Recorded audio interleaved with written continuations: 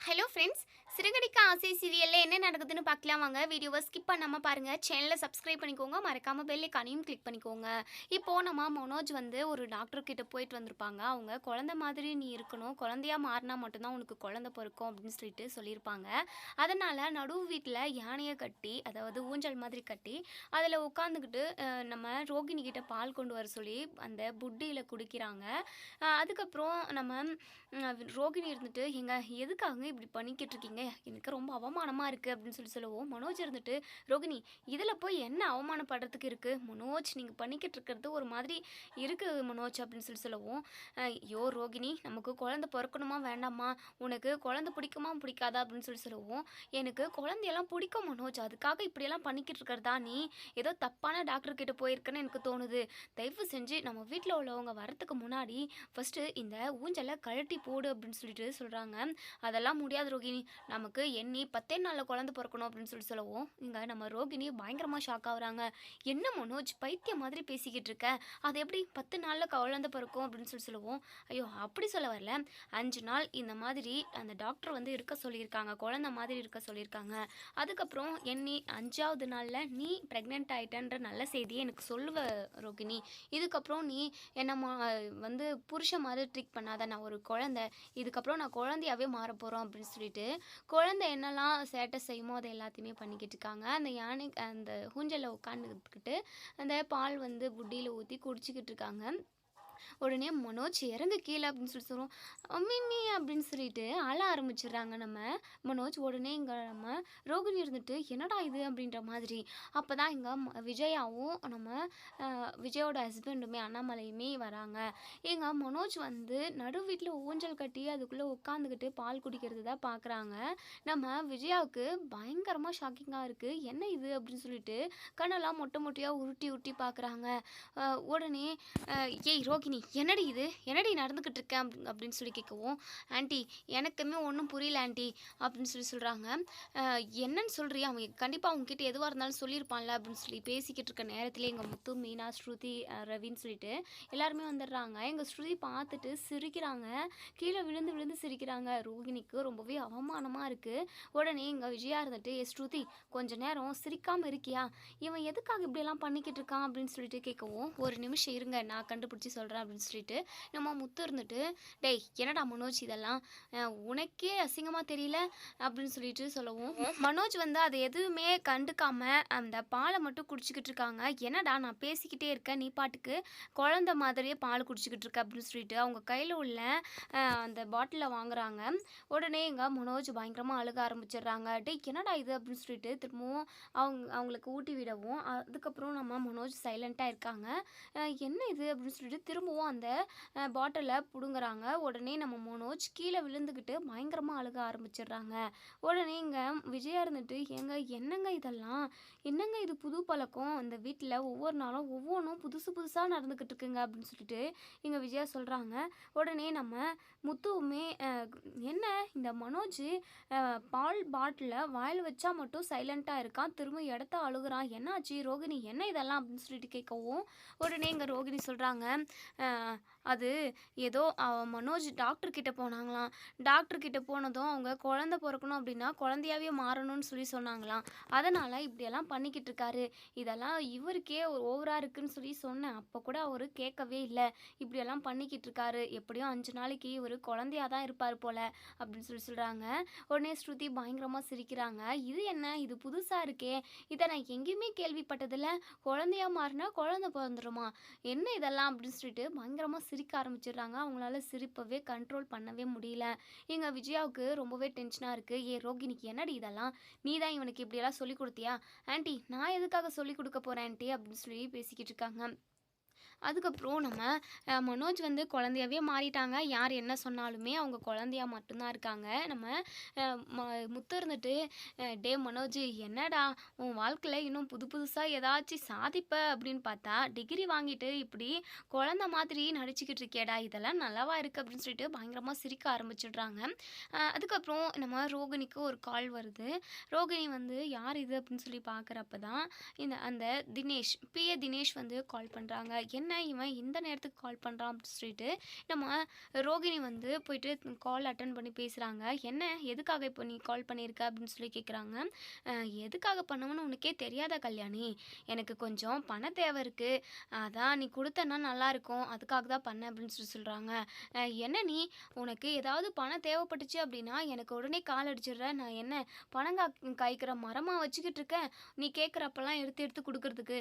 இப்போல்லாம் என்கிட்ட காசே இல்லை, தயவு செஞ்சு ஆளை விடு அப்படின்னு சொல்லிட்டு ரோகிணி சொல்கிறாங்க. என்ன கல்யாணி இப்படியெல்லாம் பேசுனா எப்படி? என் தேவைக்காக உன்கிட்ட பணம் வாங்கிக்கலான்றதுக்காக தான் நான் உன்னுடைய சீக்ரெட் எதுவுமே சொல்லாமல் இருக்கேன்.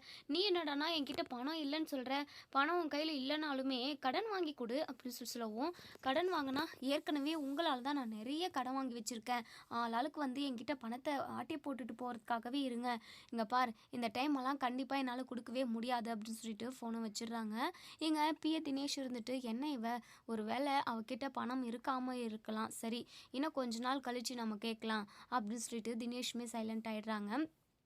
அதுக்கப்புறம் மறுநாள் காலையில் இப்போது நம்ம அதாவது ரோகிணியோட ஃப்ரெண்டு வித்யா இருக்காங்க இல்லையா, அவங்களுக்கு மேரேஜ் கோவிலில் தான் மேரேஜ் பண்ணிக்கிட்டு இருக்காங்க. அதுக்கான ஏற்பாடு எல்லாமே நடந்துக்கிட்டு இருக்கு. நம்ம மீனா முத்து அவங்க ஃபேமிலியே ஃபுல்லாகவே எல்லாருமே கிளம்பி போயிடுறாங்க. ஆளுக்கு ஒரு வேலையாக செஞ்சுக்கிட்டு இருக்காங்க.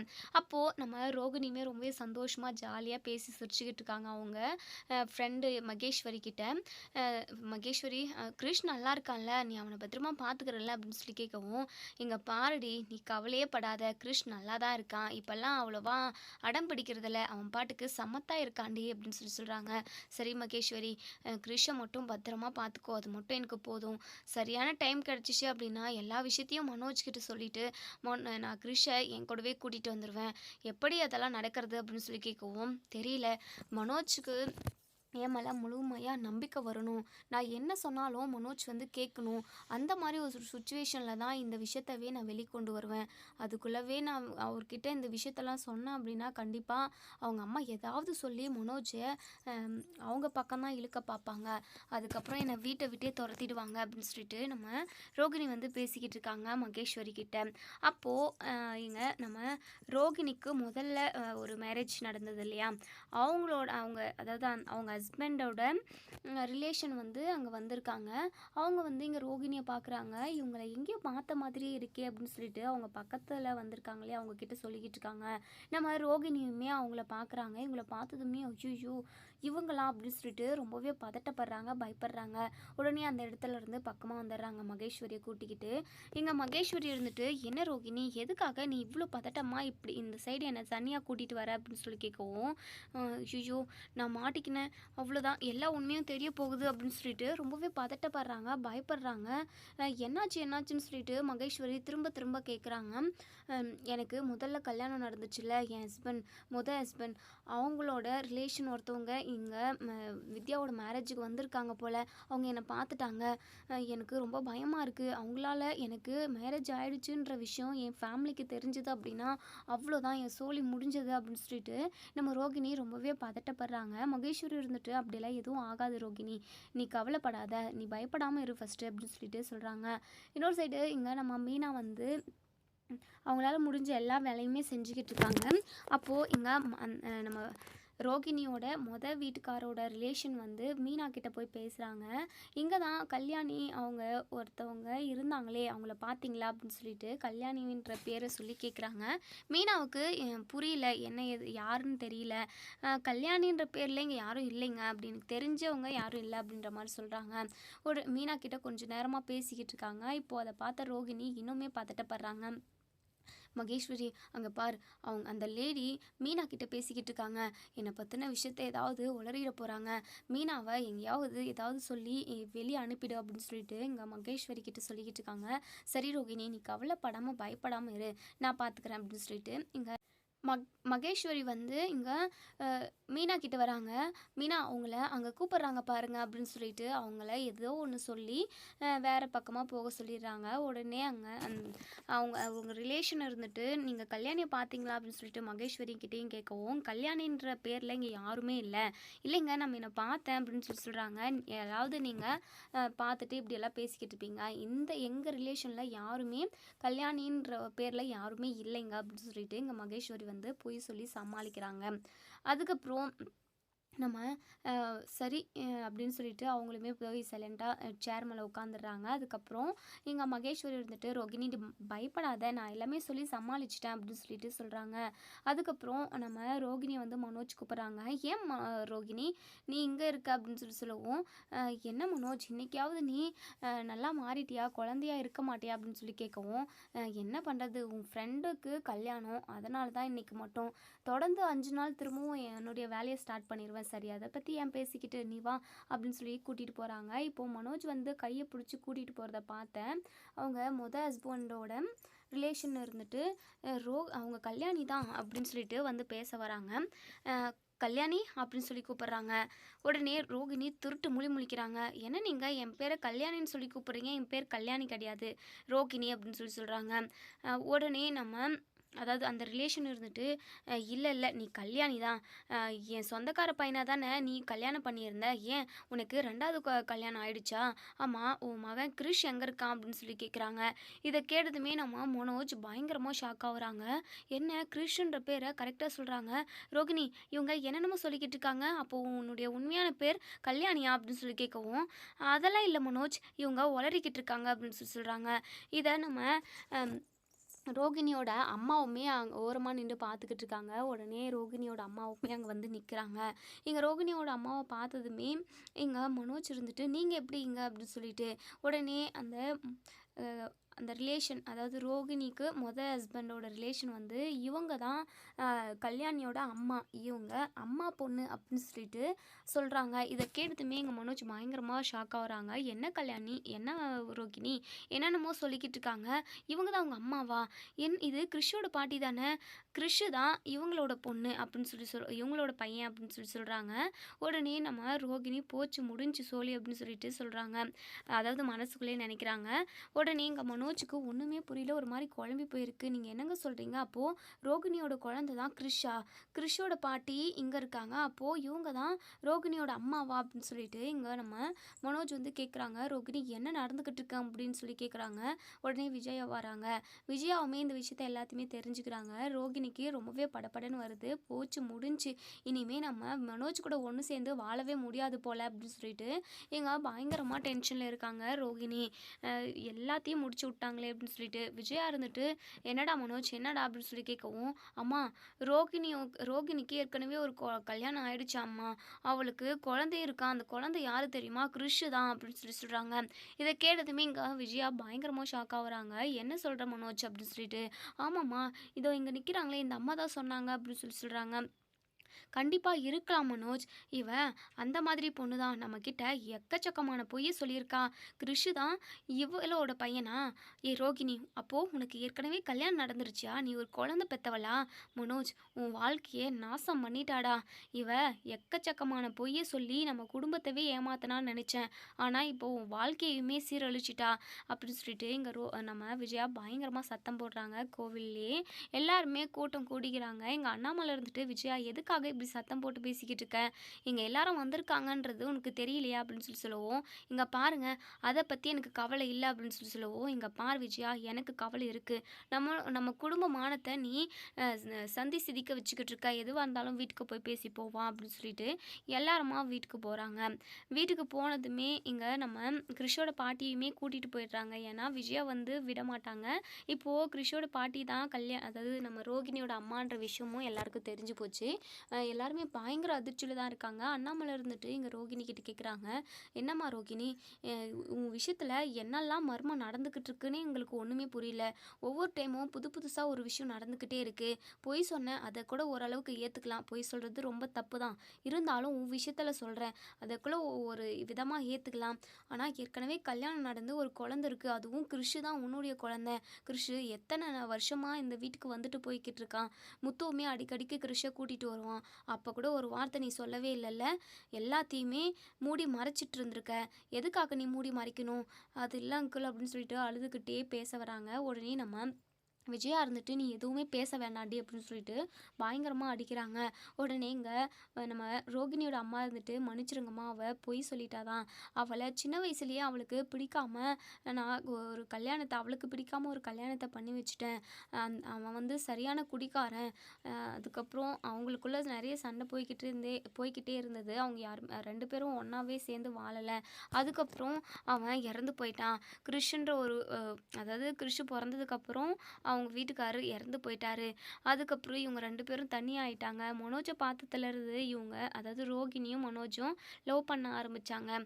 சரி எப்படியோ ஒன்று வாழ்க்கையை அமைச்சுக்கிட்டோன்றதுக்காக சைலண்ட்டாக இருந்தேன். ஆனால் கல்யாணம் நடந்ததவே மறைச்சி மனோஜை லவ் பண்ண விஷயமெல்லாம் எனக்கு தெரியாது.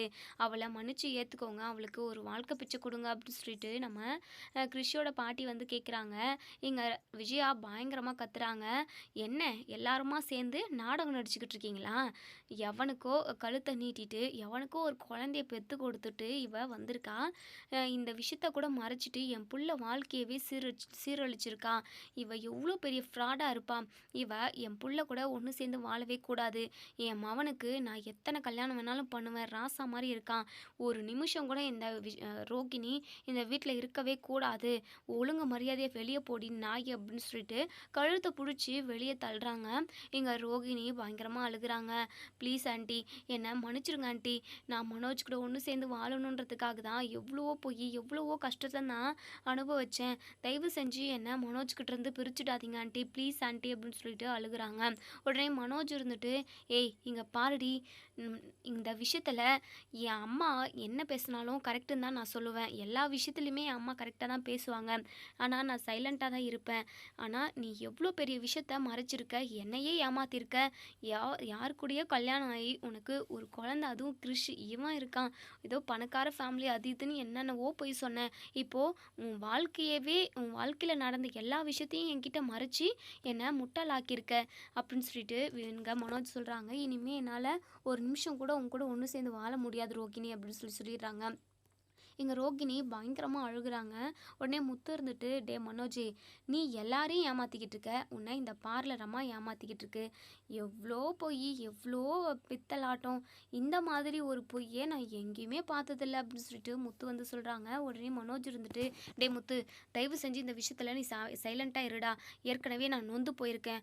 ஆமாம் இவர் ரொம்ப நொந்து போயிட்டாரு. நீ ஏன் ஏற்கனவே அந்த யாரையோ ஒரு பொண்ணை லவ் பண்ணி, அவள் பேர் கூட எனக்கு மறந்து போச்சு. அவள் கூட தனியாக குடும்பம் நடத்திட்டு இருந்தல, யாருக்கும் தெரியாமல் அவளுக்கு லட்சமாக பணத்தை கொடுத்தல. லாஸ்ட்டாக அந்த பணத்தை எப்படியோ மீட்டு எடுத்தாச்சு. அதுவும் இப்போது அதையும் ஏமாற்றிட்டீங்க நீயும் ரோகிணி சேர்ந்து. இப்படி எல்லாரையும் ஏமாற்றி நம்ம குடும்பத்தில் உள்ளவங்களையுமே ஏமாற்றிருக்க நீ. அதனால தான் கடவுளாக பார்த்து உன்னையும் ரோகிணி ரூபத்தில் ஏமாற்றிருக்கு. வேற ஒன்றும் இல்லை. அதுக்காக ரோகிணி ரொம்ப நல்லவனும் நான் சொல்ல வரல.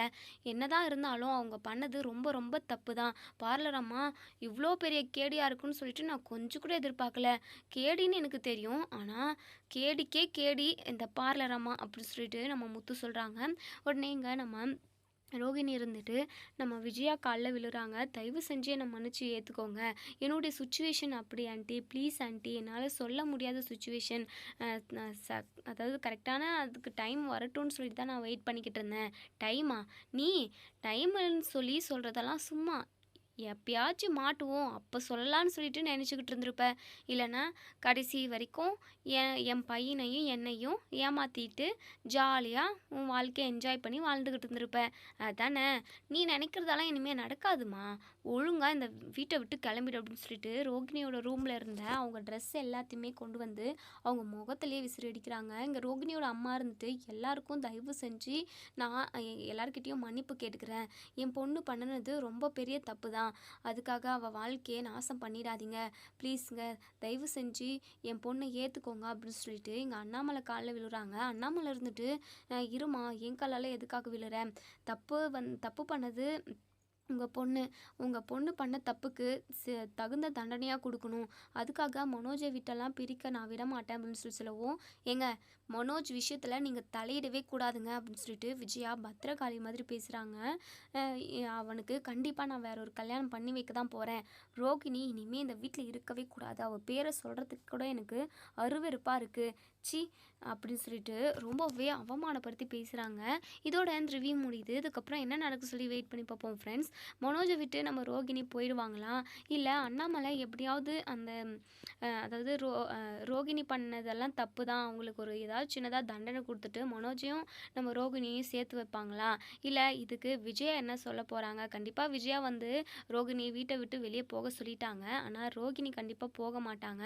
என்ன நடக்கும் அப்படிங்கிறது நம்ம வரப்போகிற எபிசோடில் நம்ம பார்ப்போம். தேங்க்யூ.